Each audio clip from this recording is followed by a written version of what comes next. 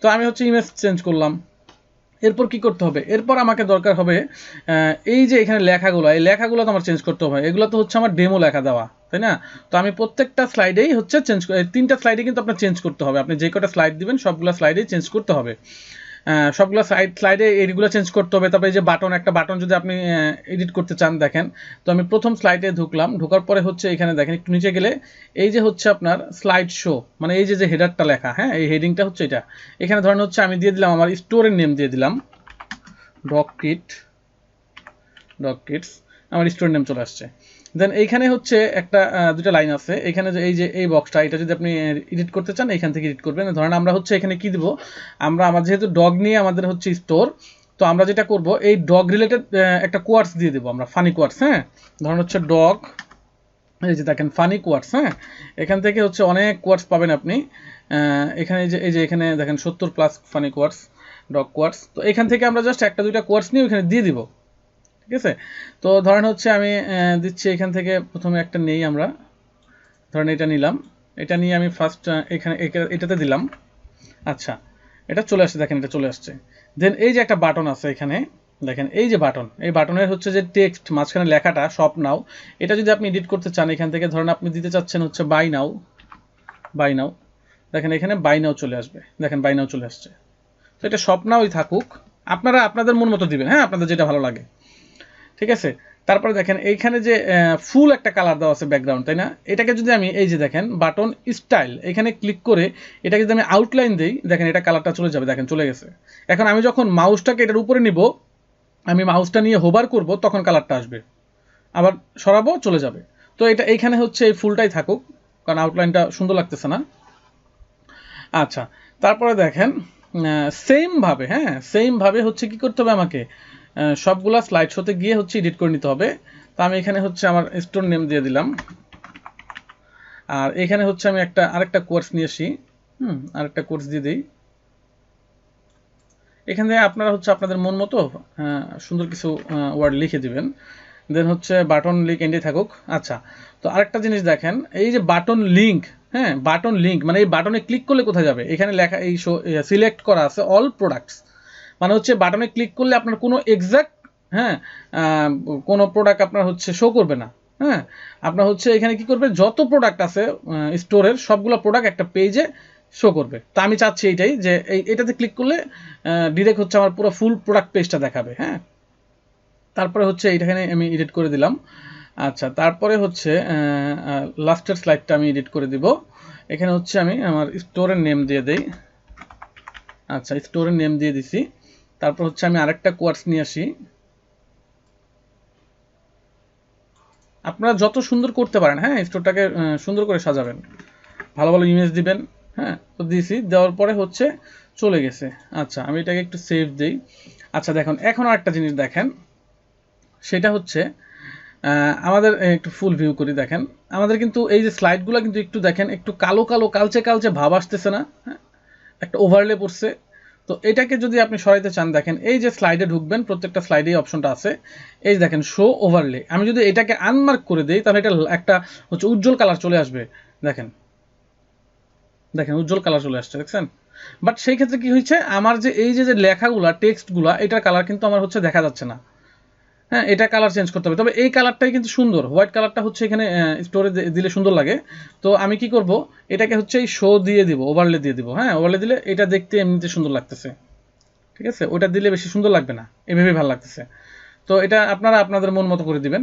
হ্যাঁ, তো দেখেন আমার কিন্তু স্লাইড ক্রিয়েট হয়ে গেল, ঠিক আছে? আচ্ছা, তো আমার হচ্ছে মোটামুটি উপরে সব কিছুই শেষ, জাস্ট এখানে এখন আমার আসবে কি মেনু। আচ্ছা, তো মেনু বানানোর জন্য আমার আগে কি করতে হবে, আগে আমার পেজ ক্রিয়েট করতে হবে, ঠিক আছে? তো আমরা হচ্ছে এখন দেখব কিভাবে, আমরা হচ্ছে এরপরে দেখব আমরা হচ্ছে কিভাবে পেজ ক্রিয়েট করে আমরা মেনু বানাবো, ঠিক আছে? তো আমরা চলেন আমরা দেখি হচ্ছে কিভাবে মেনু বানাবো। তার জন্য যেটা করতে হবে, আমরা ফার্স্টে হচ্ছে আমাদের ব্যাকএন্ডে যাব। আচ্ছা, ব্যাকএন্ডে যাওয়ার পরে দেখেন এই যে হচ্ছে সিরিয়ালি আসার পরে দেখেন এই যে থিম, ব্লগ পোস্ট, এই যে পেজেস। হ্যাঁ, তো একটা স্টোরে কি কি পেজ লাগে সেগুলো আমি সব বানাই দেখাবো আপনাদের। তো আমরা এই যে পেজেসে যাব, পেজেসে যাওয়ার পরে এখানে আমরা এখান থেকে দেখেন এই যে এখানেও আছে এখানেও আছে, হ্যাঁ, অ্যাড পেজ। তো এই অ্যাড পেজ দিয়ে আমরা পেজ বানাবো। তার আগে আমরা জাস্ট একটা ডেমো একটা স্টোর ওপেন করি।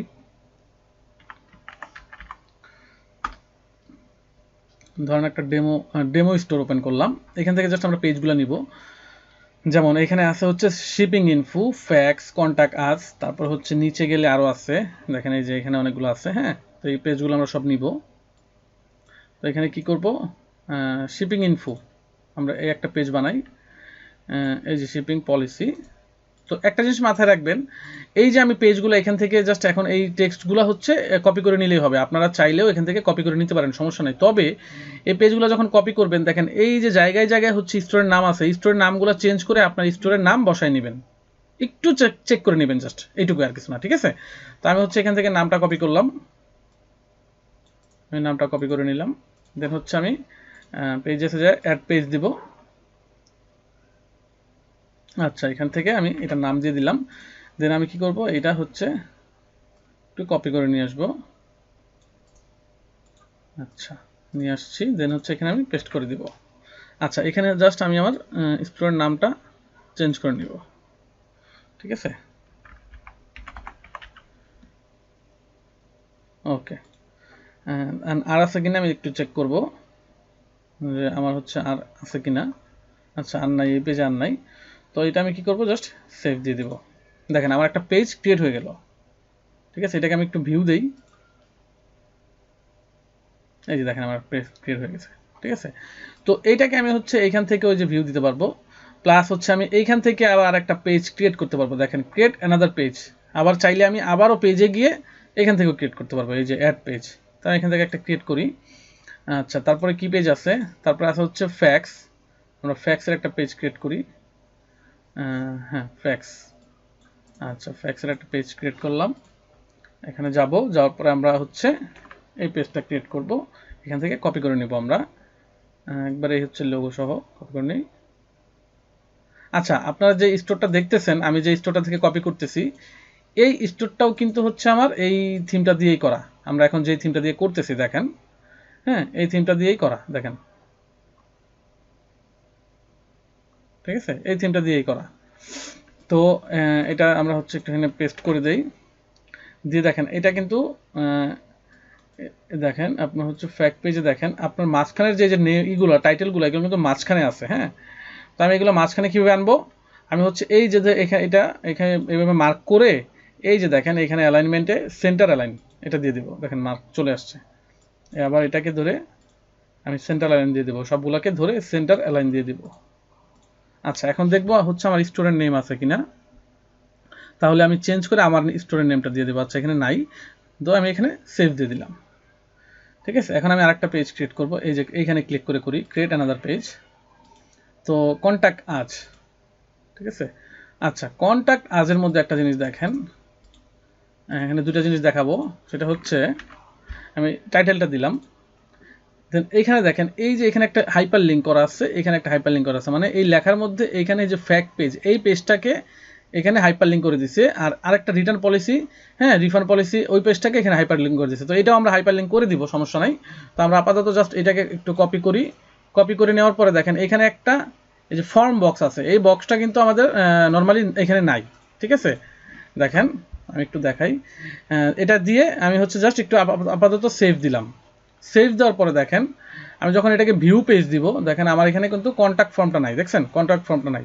বাট আপনি জাস্ট কি করবেন, এইখান থেকে এই যে ডান পাশে এই যে টেমপ্লেট, এই টেমপ্লেটের এখানে জাস্ট এই যে পেজ ডট কন্ট্যাক্ট, এই পেজ ডট কন্ট্যাক্টটা ক্লিক করে দিবেন, দিয়ে সেভ দিয়ে দিবেন। তাহলে কি হবে, আপনার হচ্ছে